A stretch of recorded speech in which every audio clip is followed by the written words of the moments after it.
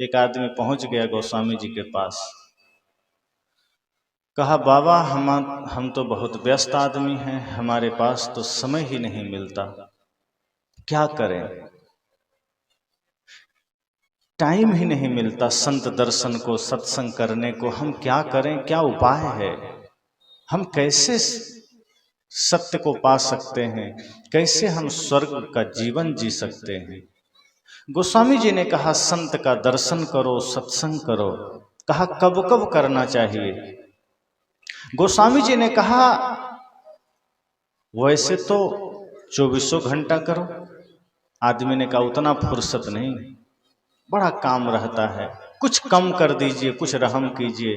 गोस्वामी जी ने कहा, अगर पूरा नहीं कर सकते तो कम से कम आधा दिन करो। उसने कहा, नहीं नहीं, ये तो और ये भी संभव नहीं है, कुछ थोड़ा और घटाइए। गोस्वामी जी ने कहा, फिर 1 घड़ी करो। उसने कहा, ये भी संभव नहीं, तब कहा आधी करो।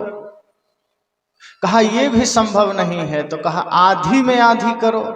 कहा, ये भी संभव नहीं, थोड़ा और रहम कीजिए। तब गोस्वामी जी ने कहा, 7 दिन में 1 बार करो।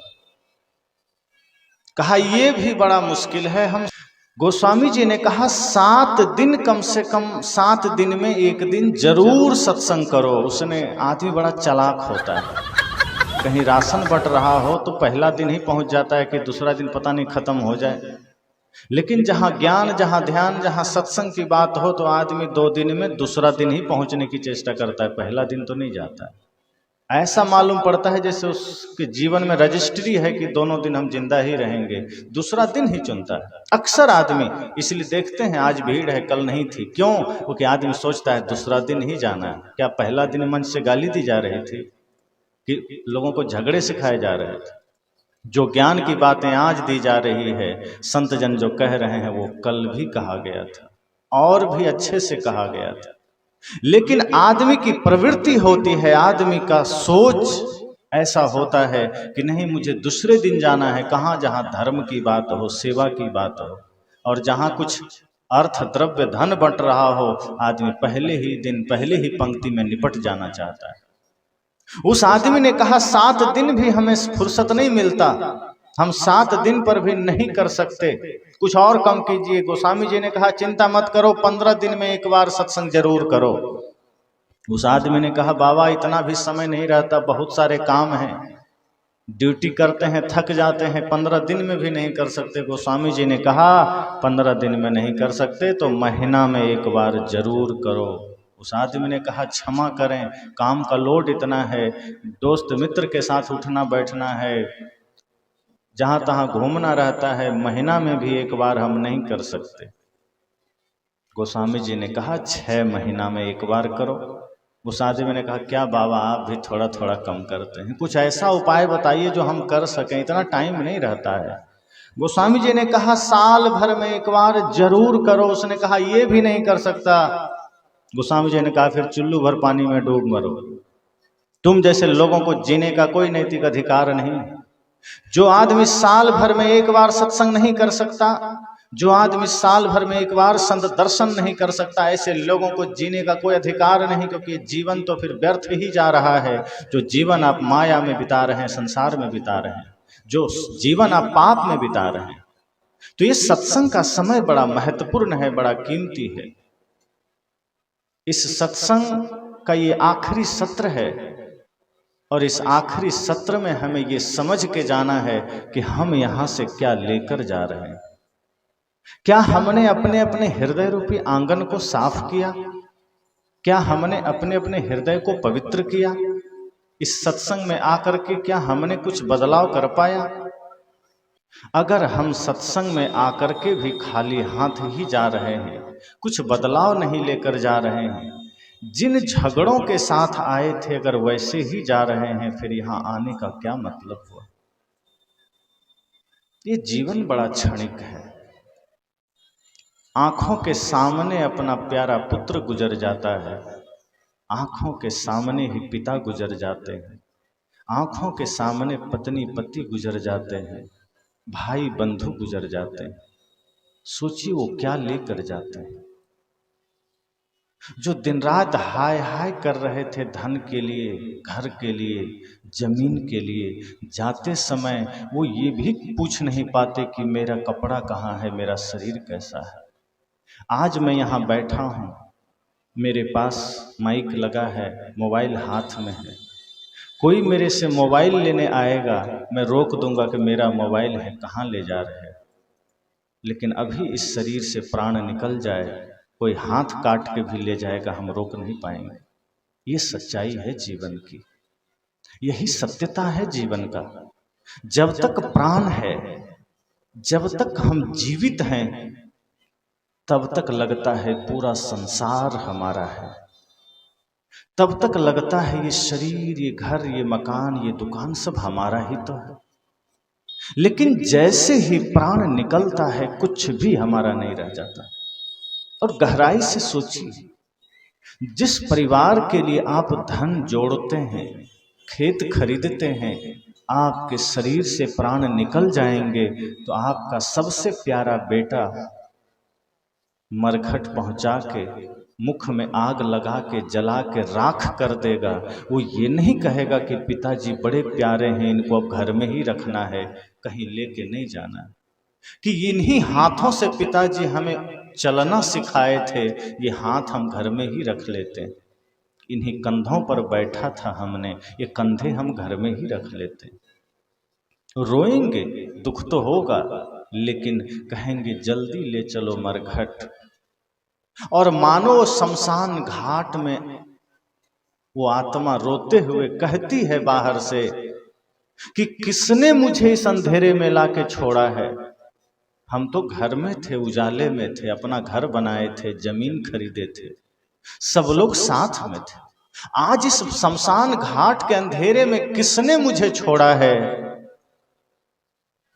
तो संत जन कहते हैं, बल्कि मौत भी यही कहती है कि जिसके लिए तुमने धन को जोड़ा है, उसी ने तुम्हें अंधेरे में छोड़ा है। इसलिए ऐ माटी के पुतले, तुझे कितना गुमान है, कितना गुमान हम करते हैं इस शरीर पर, कितना अहम हम करते हैं। हम कुछ हैं, जहां ये भाव हम करते हैं, अहम आ जाता है।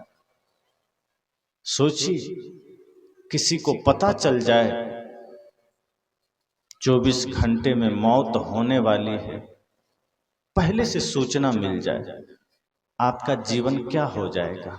क्या जैसे आप खेत में जाते थे उसी भाव से खेत जा सकेंगे? क्या जैसे आप पिता से बात करते थे वैसे बात कर पाएंगे?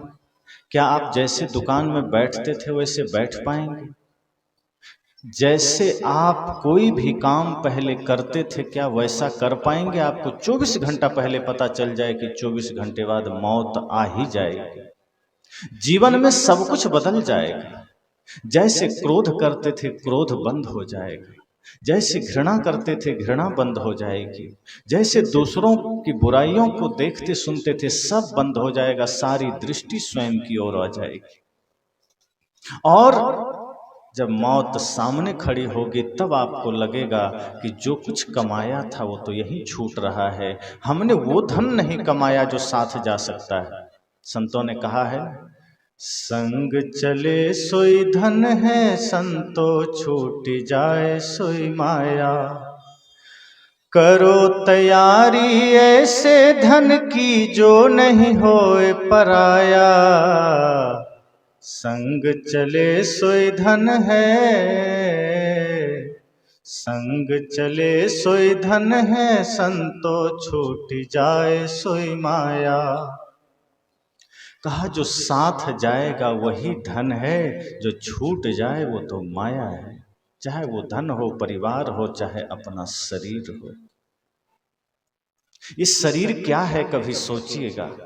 जैसे आप इलेक्ट्रॉनिक दुकान में जाते हैं, कोई सामान खरीदते हैं, टॉर्च खरीदते हैं, रेडियो, बाजा, कुछ भी, इमरजेंसी लाइट, वो सारी चीजें मेड इन चाइना की होती है, चीन की बनी हुई सामान, चीन की बनी हुई चीजें आप खरीदते हैं। दुकानदार से आप कहते हैं कि इसकी कोई गारंटी है? दुकानदार क्या कहता है? कि जो सामान आप ले रहे हैं इसकी कोई गारंटी नहीं है, क्योंकि ये चाइना का बना हुआ सामान है। चल गया तो 5-5 साल चल जाएगा, और खराब होना रहेगा तो दुकान से बाहर होते ही खराब हो जाएगा। अब सोचिए, क्या यही स्थिति हमारे आपके शरीर की नहीं है? क्या शरीर का भी यही दशा नहीं है? शरीर की भी कोई गारंटी है क्या? शरीर का भी कोई वारंटी है? कोई कह सकता है कि शरीर कितना दिन चलेगा? इस माइक की गारंटी है, मोबाइल की गारंटी है, कपड़े की गारंटी है, पंडाल की गारंटी है, बक्से की गारंटी है, सब कुछ की गारंटी है। लेकिन जो शरीर इन सभी गारंटी को तय करता है, इसी शरीर की गारंटी नहीं। ये भी तो मेड इन चाइना ही हुआ ना। और कैसे? कोई आदमी 100 साल जीता है, कोई 80 साल में ही गुजर जाता है, कोई 60 साल में गुजर जाता है, कोई 50 में गुजर जाता है, कोई 25 में गुजर जाता है, कोई 10 में गुजर जाता है। क्या कोई निश्चित आयु है किसी की कि 100 ही जिएगा आदमी? और कोई 120 और 150 साल तक भी जिंदा रहता है। लेकिन आश्चर्य की बात यह है कि कोई जन्म लेते ही मर जाता है, और कभी कभी तो बच्चा गर्भ में मरा हुआ बाहर आता है। मेड इन चाइना ही तो हुआ। चल गया तो 100-100 साल शरीर चल जाता है, और मौत को मंजूर नहीं है जीवन, तो संसार के लिए हम जाता है। वो जीवन सारा समय देते नहीं पाते उस संसार के लिए जो हमारा कभी है ही नहीं। हम सिर्फ खाने पीने जीने की व्यवस्थाओं के लिए अपना सारा समय लगा देते हैं, लेकिन उससे ऊपर उठकर जब सोचने समझने और जीने का अवसर आता है, हमें अफरा तफरी मचा देते कि जाना है जाना है। एक दिन तो सदा के लिए इस धरती को छोड़ जाना है। जिस माया, जिस संसार, जिस घर के पीछे दीवाने, एक दिन ऐसा छूटेगा कि दोबारा उस घर में कभी आना नहीं होगा। इसलिए इस जीवन के सत्य को जानना है, समझना है। थोड़ा समय धर्म, ध्यान, सत्संग को देते रहिए। गोस्वामी जी ने कहा है ना, एक घड़ी आधी में पुण्याद, तुलसी संगत साधु की कटे कोटि अपराध। कि अगर एक घड़ी का समय सत्संग के लिए ना मिले तो कम से कम आधी घड़ी जरूर करें।